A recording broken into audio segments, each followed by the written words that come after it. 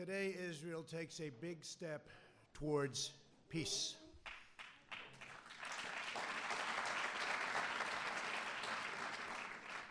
Young people across the Middle East are ready for a more hopeful future, and governments throughout the region are realizing that terrorism and Islamic extremism are everyone's common enemy. Yesterday, I had the pleasure of meeting with both the Prime Minister of Israel and a man that's working very hard to become the Prime Minister of Israel in the longest-running election of all time, Benny Gantz of the Blue and White Party. And both leaders joined me to express their support for this effort, proving that the state of Israel looking for peace and that peace transcends politics by any measure, unmeasurable, that's what they want. On my first trip overseas as president, I visited the Holy Land of Israel. I was deeply moved and amazed by what this small country had achieved in the face of overwhelming odds and never-ending threats. The state of Israel comprises only a minuscule amount of land in the Middle East, and yet it has become a thriving center of democracy, innovation, culture, and commerce. Israel is a light unto the world. The hearts and history of our people are woven together. The land of Israel is an ancient home, a sacred place of worship, and a solemn promise to the Jewish people that we will never again repeat history's darkest hour.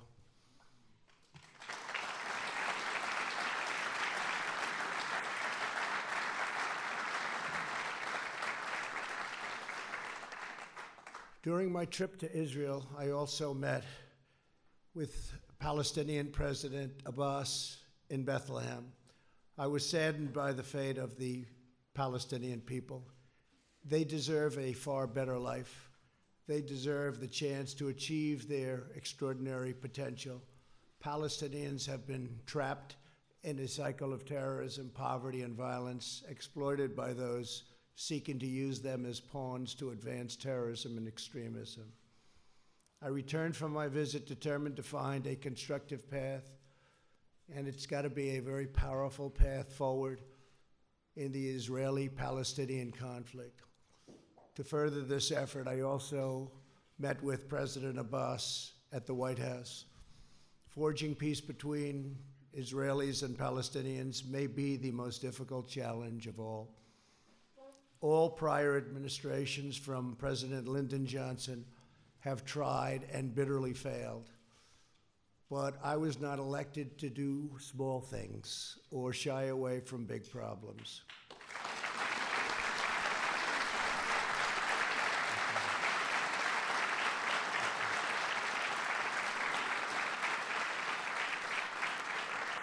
It's been a long and very arduous process to arrive at this moment.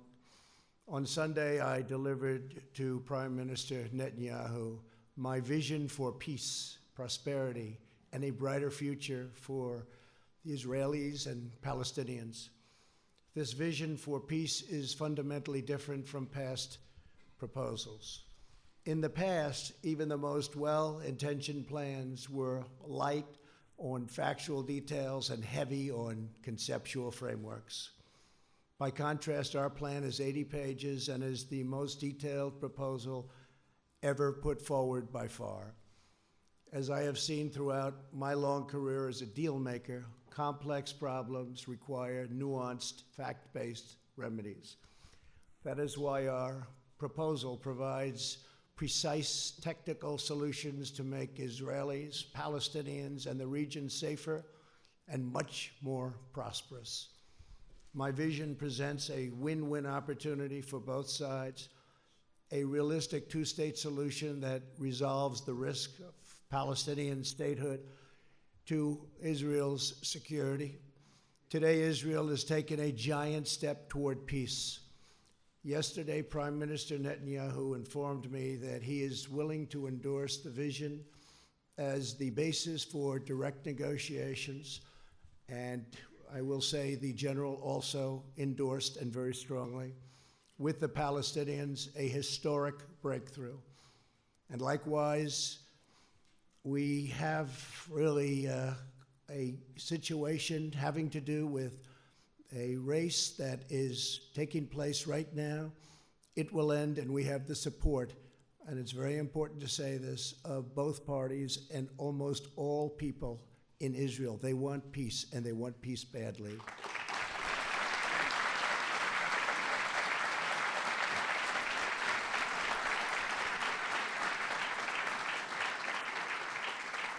This is the first time Israel has authorized the release of a conceptual map illustrating the territorial compromises it's willing to make for the cause of peace, and they've gone a long way. This is an unprecedented and highly significant development. Mr. Prime Minister, thank you for having the courage to take this bold step forward.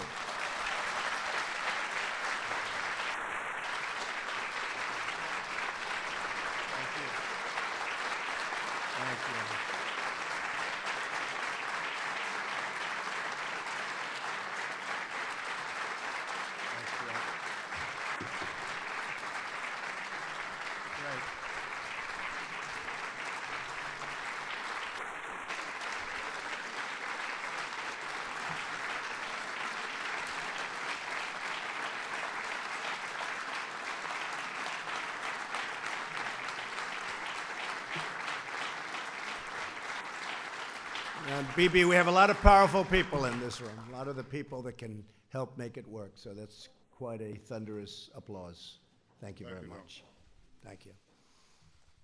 We will form a joint committee with Israel to convert the conceptual map into a more detailed and calibrated rendering so that recognition can be immediately achieved.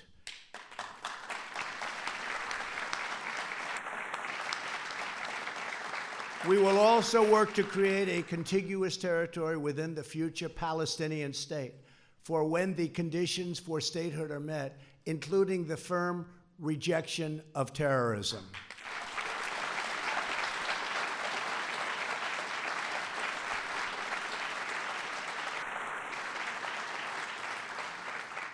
Under this vision, Jerusalem will remain Israel's undivided, very important, undivided capital.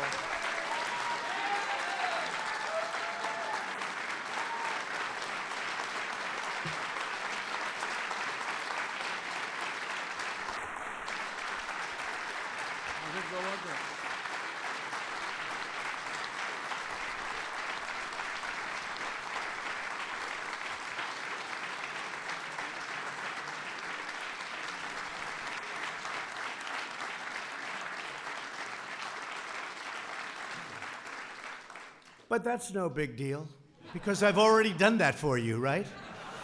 We've already done that, but that's okay. It's going to remain that way. And the United States will recognize Israeli sovereignty over the territory that my vision provides to be part of the state of Israel. Very important. And crucially, the proposed transition to a two-state solution will present no incremental security risk to the state of Israel whatsoever. We will not allow a return to the days of bloodshed, bus bombings, nightclub attacks, and relentless terror. Won't be allowed. Peace requires compromise, but we will never ask Israel to compromise its security. Can't do that.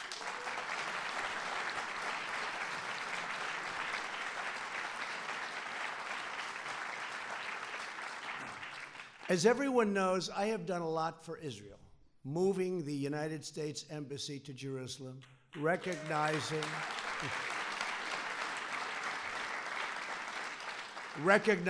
the Golan Heights,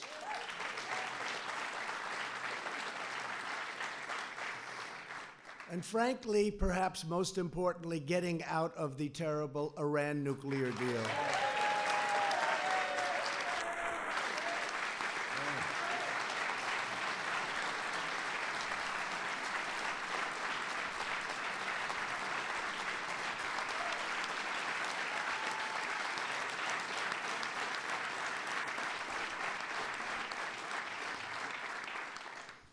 There's a lot of spirit in this room. It's true. You don't see it often. You don't see it often. Therefore, it is only reasonable that I have to do a lot for the Palestinians, or it just wouldn't be fair. Now, don't clap for that, okay? But it's true. It wouldn't be fair. I want this deal to be a great deal for the Palestinians. It has to be. Today's agreement is a historic opportunity for the Palestinians to finally achieve an independent state of their very own. After 70 years of little progress, this could be the last opportunity they will ever have, and last for a lot of reasons. We'll never have a team like we have right now. We have a team of people that love the United States, and they love Israel, and they're very smart and very, very committed. From your ambassador, David Friedman,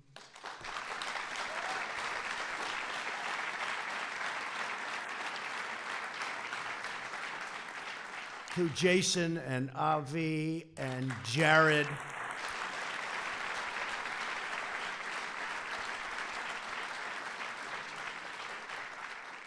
and they're all great deal makers, and they also understand the other side, and they want the other side to do well, because that's the sign of a great deal, and they understand that. And I just appreciate all of the hard work you put in, and so many of your other friends, and of course our great Secretary of State, Mike Pompeo. Whoa.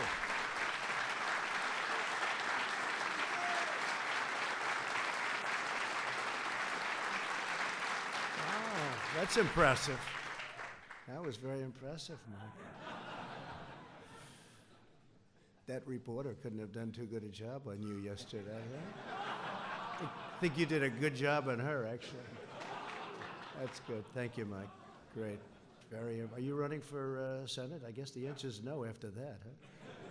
They all want him to. Kansas, great state. They want him to, but you're doing a great job. Don't move.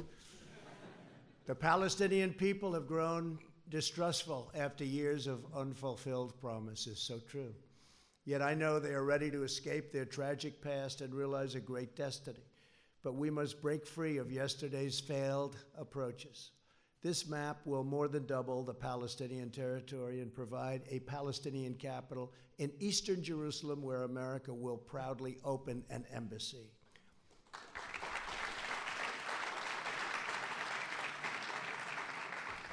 No Palestinians or Israelis will be uprooted from their homes.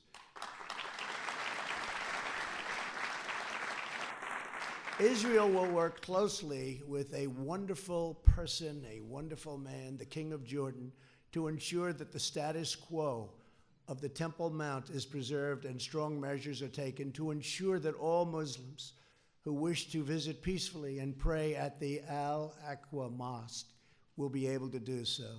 This is a major statement. This is of major importance, and at the same time, our vision will deliver massive commercial investment of $50 billion into the new Palestinian state. You have many, many countries that want to partake in this, and many of them are surrounding. They all want this to happen. Virtually every one of them want this to happen, and I think, Bibi, you know that very well. You're going to have tremendous support from your neighbors and beyond your neighbors. Over the next 10 years, if executed well, 1 million great new Palestinian jobs will be created. Their poverty rate will be cut in half, and their poverty rate is unacceptable now and only getting worse. Their GDP will double and triple, and much-needed hope, joy, opportunity, and prosperity will finally arrive for the Palestinian people. Our vision will end the cycle of Palestinian dependency upon charity and foreign aid. They will be doing phenomenally all by themselves. They are a very, very capable people.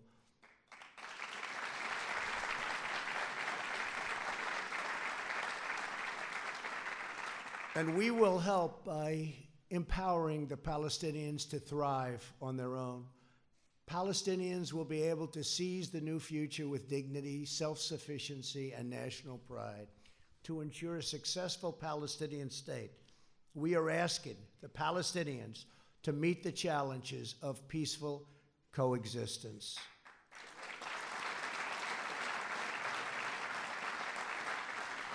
This includes adopting basic laws enshrining human rights, protecting against financial and political corruption, stopping the malign activities of Hamas, Islamic Jihad, and other enemies of peace, ending the incitement of hatred against Israel, so important, and permanently halting the financial compensation to terrorists.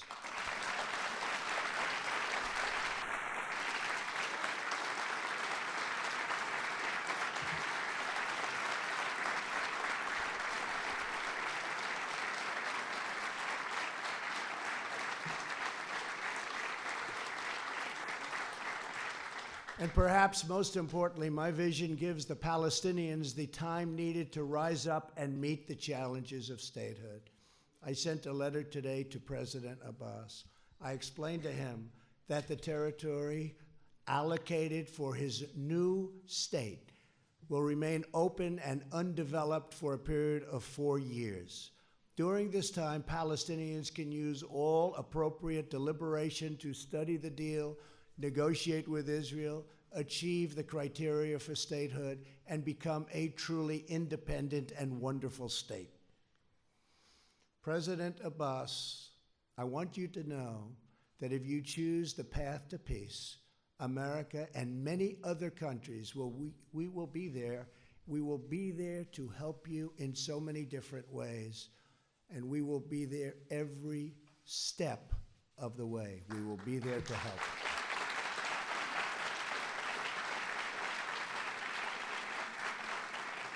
In other words, for the first time in many, many decades, I can say, it will work. It's going to work. If they do this, it will work. Your response to this historic opportunity will show the world to what extent you are ready to lead the Palestinian people to statehood. The Middle East is changing rapidly. On my first trip aboard as president, I traveled to Saudi Arabia to discuss our shared priorities with the 54 leaders of the Muslim and Arab countries. I made clear that all civilized nations share the same goals, stamping out extremism, creating opportunity for the region's youth, and we have to take care of the region's youth. The region's youth is growing up with no hope. We have to take care of the region's youth and existing in harmony with one's neighbors. Since that time, immense progress has been made. A growing number of nations have taken strong stands against terrorism and radicalization. You see it. Thanks to the courage of U.S. forces, the ISIS territorial caliphate, 100%, not 95%, not 99 or any other percent, 100% of the caliphate, ISIS, is destroyed, and its savage leader, al-Baghdadi, is now dead.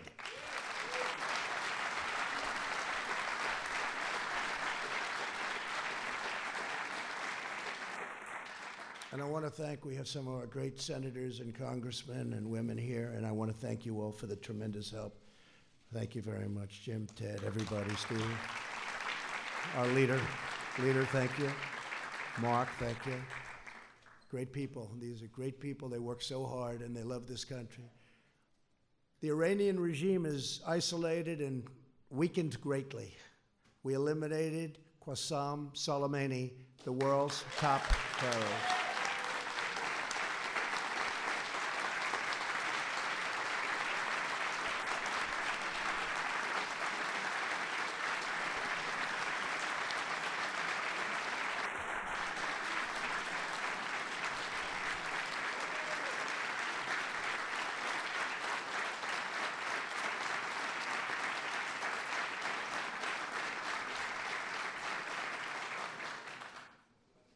And as you know, he was with the head of Hezbollah.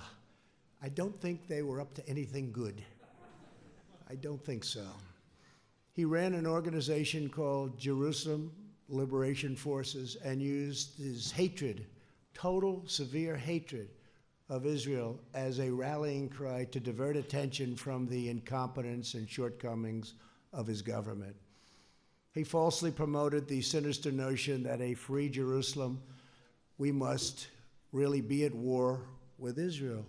So to have it free, we have to be at war with Israel. And he said it very, very powerfully. In fact, it's been in this false war that Israel, really, the enemies of peace have used it. They just used it as an excuse to divide and totally oppress the Middle East. In truth, Jerusalem is liberated.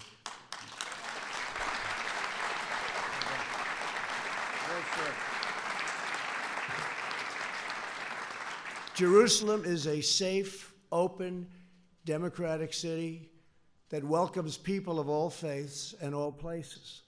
It is time for the Muslim world to fix the mistake it made in 1948 when it chose to attack instead of recognize the new state of Israel. It's time.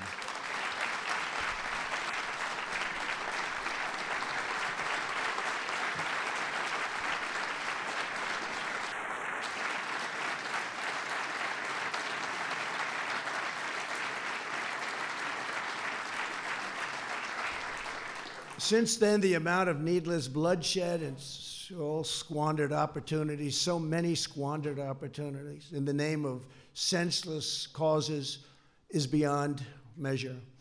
The Palestinians have been the primary pawn in this regional adventurism, and it's time for this sad chapter in history to end quickly, end now. It's never too late for courageous leaders to set a new course, to pursue what is right, to change the future only for the better. America is prepared to work with all parties on our vision. So many other countries are willing, ready, and able to work with us. I've spoken to many of them. I cannot believe the amount of support this morning has. I cannot believe it. I have been called by leaders, Boris called, so many called, and they're all saying whatever we can do to help. They all want to see it happen.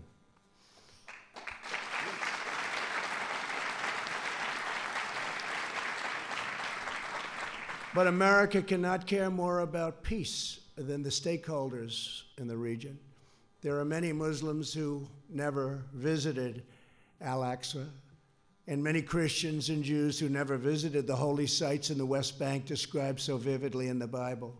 My vision will change that. Our majestic biblical heritage will be able to live, breathe, and flourish in modern times. All humanity should be able to enjoy the glories of the Holy Land. This part of the world is forever connected to the human soul and the human spirit. These ancient lands should not be symbols of conflict, but eternal symbols of peace. Thank you again for all of the work you've all done and all of these incredible honored guests for being here. And in particular, I want to thank Prime Minister Netanyahu.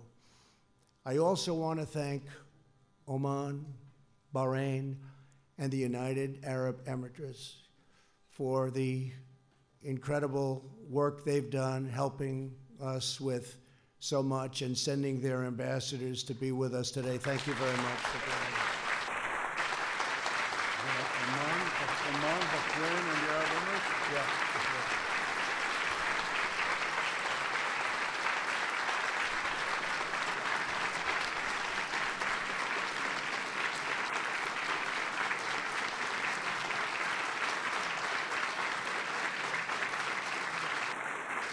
Thank you very much. Thank you very much. Please give our regards. America's partnerships in the region have never been greater, and our alliance with the State of Israel has never, ever been stronger than it is today.